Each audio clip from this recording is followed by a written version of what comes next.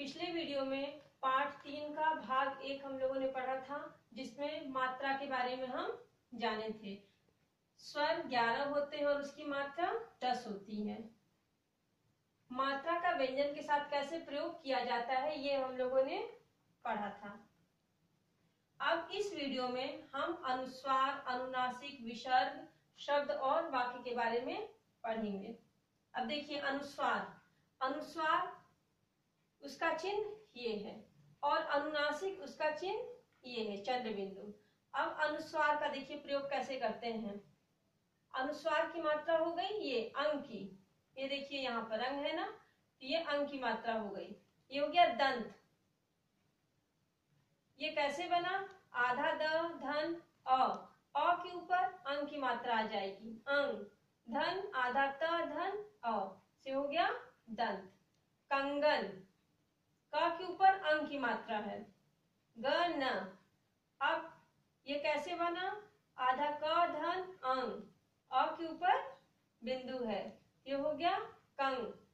आधा ग धन अ से हो गया ग, और आधा न धन अ से हो गया न, कंगन। तो ये हो गया, इस तरह हम अनुस्वार का प्रयोग करते हैं। अब देखिए अनुनासिक, अनुनासिक का चिन्ह क्या है, चंद्र बिंदु।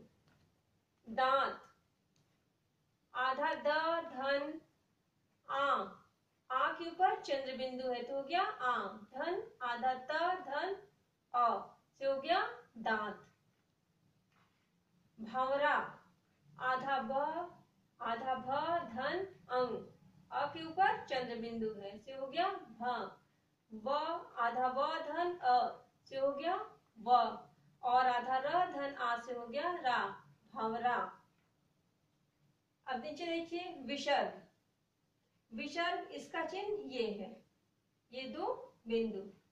इसका हम कैसे प्रयोग करते हैं, देखिए अतः, जब हम अतः लिखते हैं तो ये विसर्ग की मात्रा लगती है। प्रातः लिखते हैं तो यहाँ विसर्ग की मात्रा लगती है।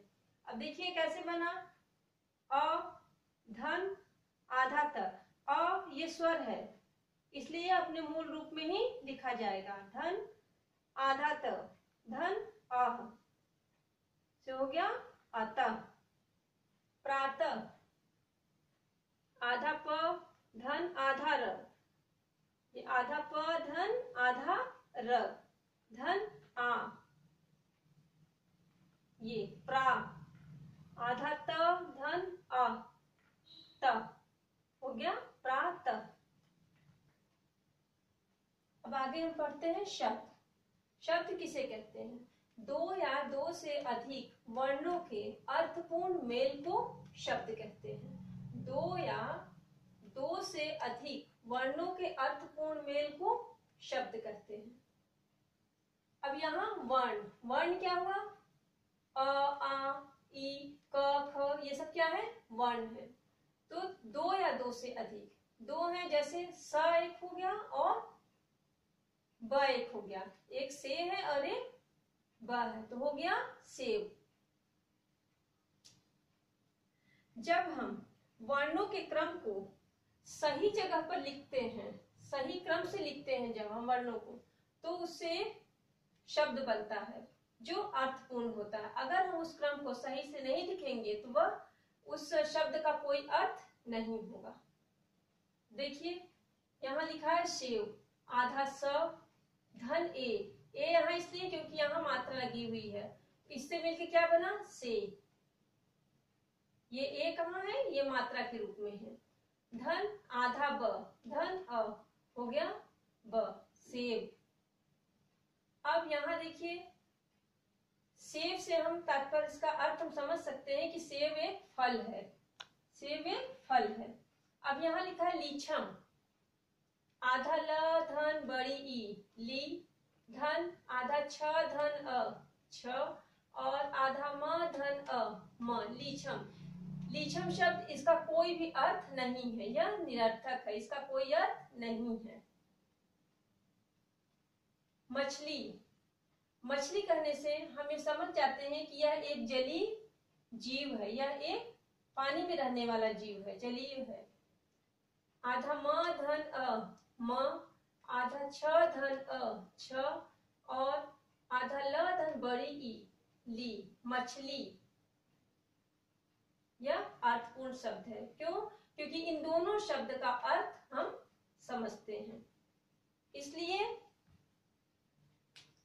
ये दोनों सही हैं और ये लीछम वर्ड गलत है, ये लीछम शब्द गलत है। अब शब्दों के प्रकार देखिए। ये अभी हम लोगों ने क्या पढ़ा? शब्द। अब हम इसके प्रकार पढ़ेंगे। शब्द के दो प्रकार होते हैं, एक सार्थक शब्द और दूसरा निरर्थक शब्द। अब सार्थक शब्द किसे कहते हैं? जिन शब्दों का कोई अर्थ निकलता है, कोई अर्थ का मतलब सही अर्थ निकलता हो, उसे हम सार्थक शब्द कहते हैं। जिन शब्दों का कोई सही अर्थ निकलता है उसको हम सार्थक शब्द कहते हैं। जैसे कलम, पतंग। कलम से इसका तात्पर्य हो जाता है कि लेखनी, इससे हम लिखते हैं, इससे लिखा जाता है। पतंग, पतंग आकाश में उड़ाई जाती है।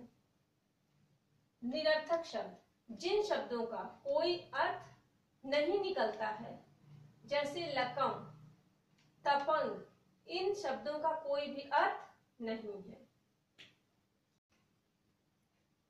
अब बच्चों, आप लोग ये समझ गए होंगे कि जब हम वर्णों का सही क्रम में प्रयोग करेंगे तभी उसका सार्थक अर्थ, उसका कोई अर्थ निकलेगा। जब हम सही क्रम में प्रयोग नहीं करेंगे तो उसका कोई अर्थ नहीं निकलेगा। अब चलिए आगे पढ़ते हैं। वाक्य।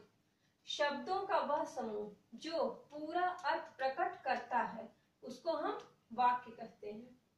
शब्दों का वह समूह जो पूरा अर्थ प्रकट करता है उसको हम क्या कहते हैं? वाक्य कहते हैं। जैसे जिस प्रकार वर्णों के सही मेल से, जिस प्रकार वर्णों के सही मेल से शब्द बनता है, उसी प्रकार शब्दों के सही मेल से वाक्य बनता है। जब हम शब्दों को सही क्रम में लिखेंगे तभी वाक्य बनेगा।